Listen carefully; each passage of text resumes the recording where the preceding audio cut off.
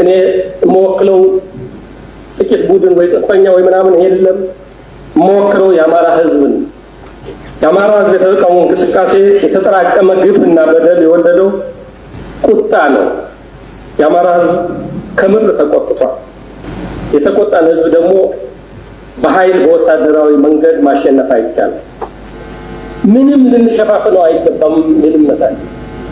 አንዱ ከባለፉት ስህተቶቻችን መማር ያለብን የሚመስለኝ የህዝብ የሰፊው ህዝብ ጥያቄ ሆኖ ወደ ጥፋት የሚያመሩ ችግሮችን ሰከን ብሎ አይቶ ከመፍታት ይልቅ የጥቂት ቡድኖች አድርጎ የመመልከት ክብረ ነክ የሆኑ ፍረጃዎችን በማህበረሰብ ላይ በማሳረፍ የበለጠ ህብረተሰብ እንዲቆጣ የማድረግ መንገድ የበለጠ ጥፋቱን ያባብሰዋል የሚል እምነት አለ። ይህ ህዝብ መጀመሪያ የብልጽግና መንግስት ጠንካራ ደጋፊ ነበር። ለሁላችንም ግልጽ ነው። ጠንካራ ደጋፊ በሂደትም ተስፋ የተጣለበት የለውጥ እንቅስቃሴ አቅጣጫውን መሳቱን ሲገነዘብ የመንግስት ስህተቶች እንዲታረሙ አጥብቆ የጮኸ ህዝብ ነው። አጥብቆ ይሁን እንጂ ስህተቶቹ ከሚታረሙ ይልቅ ተባብሰው በኢትዮጵያ የቅርብ ጊዜ ታሪክ ሆነው በማያውቅ ደረጃ እንደውም በማንነት ላይ የሚደርስ ጥቃትን ተቃውሞ የታገለው ለለውጥ የታገለው ህዝብ የአማራ ህዝብ ማንነቱን መሰረት ያደረገ ጭፍጨፋ በተከታታይ ተፈጸመበት። ገዱን ትልቅ ቦታ ላይ መቅጠር የሚችል አንድ አማራ እኔ ዛሬ ፈልጌ ማገናኘት ዛሬ እኔ እዚህ ስልክ ላይ እዚህ ፕሮግራም ላይ ቁጭ ብዬ ገዱን የሆነ ቦታ ላምጣው ብል የፈለኩበት ቦታ ላይ እንዲቀጠር ማድረግ ይችላል።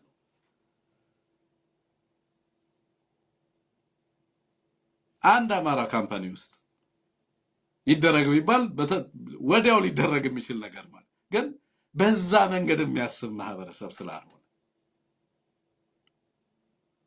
በማንነቱ ድጋፍ እንዲደረግለት የሚፈልግ ሰው ስላልሆነ ባለችው መስራት በሚችለው ነገር ሰርቶ ራሱና ቤቱን ማስተዳደር ዋናው አልቲሜትሊ የአማራ ህዝብ ካለበት የሚበልጥ ነገር ስለሌለ ህዝባችን አሁን ከገባበት ሂዩሚሌሽን ህዝባችን ካለበት የኑሮ ሁኔታ የሚብስ ነገር ስለሌለ አልቲሜትሊ መስራት የምትሰራውን እየሰራ የአማራን ህዝብና የአማራን ህዝብ ትግል ዋና ቁም ነገር አድርጎ መያዝ ትልቅ ነገር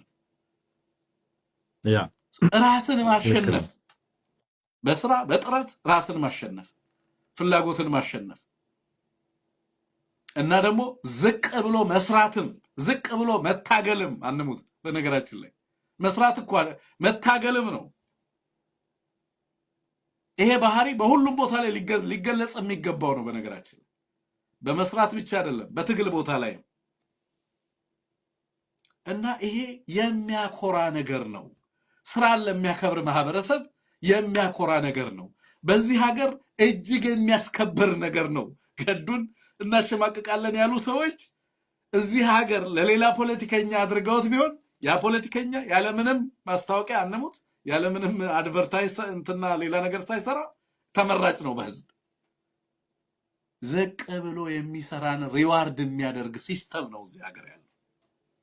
ስራን የሚከብር ማህበረሰብ የሚያከብር ማህበረሰብ እና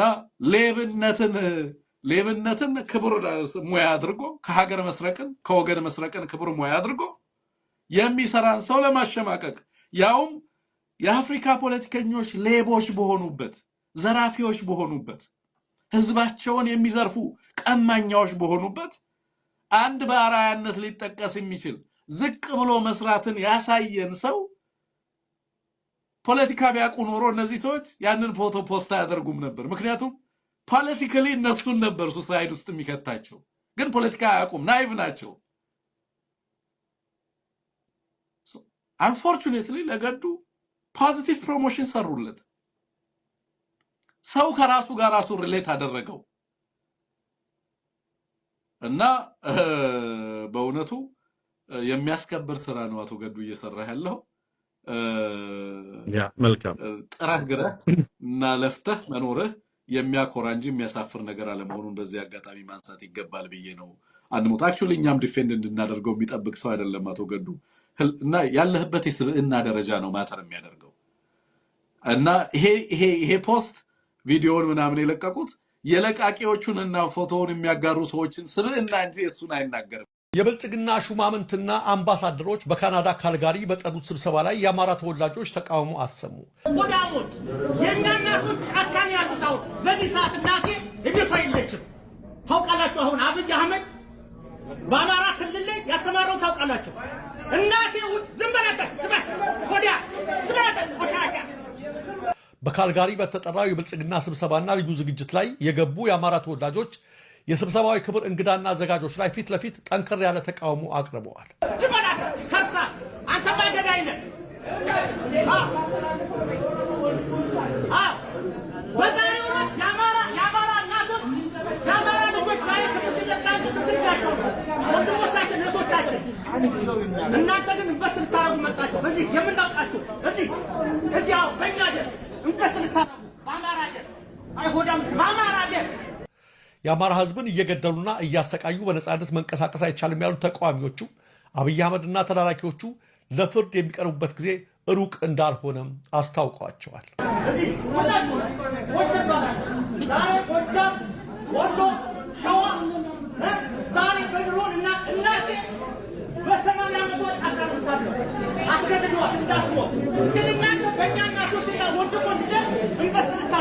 ጥፋት ተከትሎ ባልደረባዬ ፋሲልም አጭር አስተያየቱን አስፍረዋል። የሰውየውን መጥፋት ተከትሎ የተፈጠረውን የህዝብ ትኩረት ለማስረሳት በየቀኑ ብዙ አጀንዳዎች እየተለቀቁ ነው።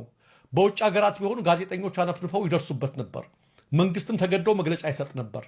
ታይታ ወዳዶ አብይ ግን አቡዳቢ ከከተመ ሰነበተ።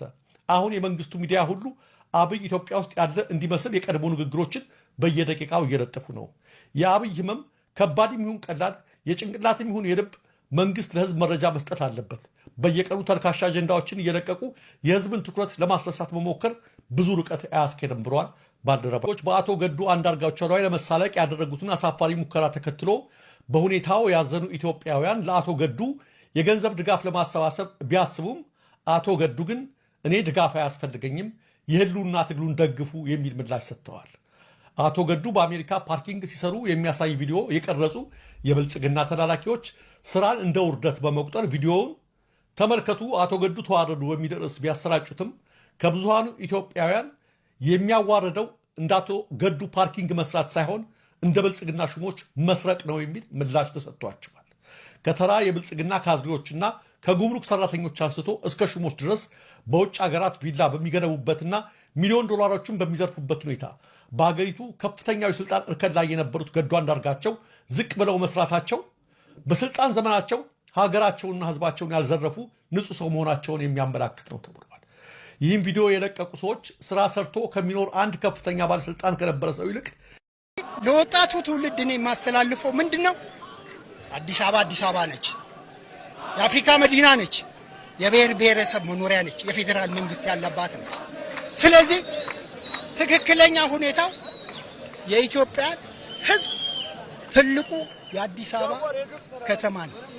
ስለዚህ እነነት መንግስት ማስጠንቀቂያ ቢሰጠው ጥሩ ነው። በጣም እኔ አዝናለሁ በእውነት እንዴ ደምተን ቆስለን እስካሁን ያላገኘ እኔ እንኳን ጡረታ አገኛለሁ ያላገኙ ስንት የኢትዮጵያ እንትን አለ። እግዚአብሔር ይስጠው። ታማኝ በየነ ነው ለሰራዊቱ ቆሞ አሁንም እንዲደራጅ የሚያደርገው እግዚአብሔር እድሜውን ይስጠው። ስለዚህ እንበርታ። እናንተም ጋዜጠኞች በእውነት እውነተኛውን ነገር ቁጭ ማድረግ አለባችሁ። ይህንን ማስተላለፍ እንዳለባችሁ ነው። አመሰግናለሁ።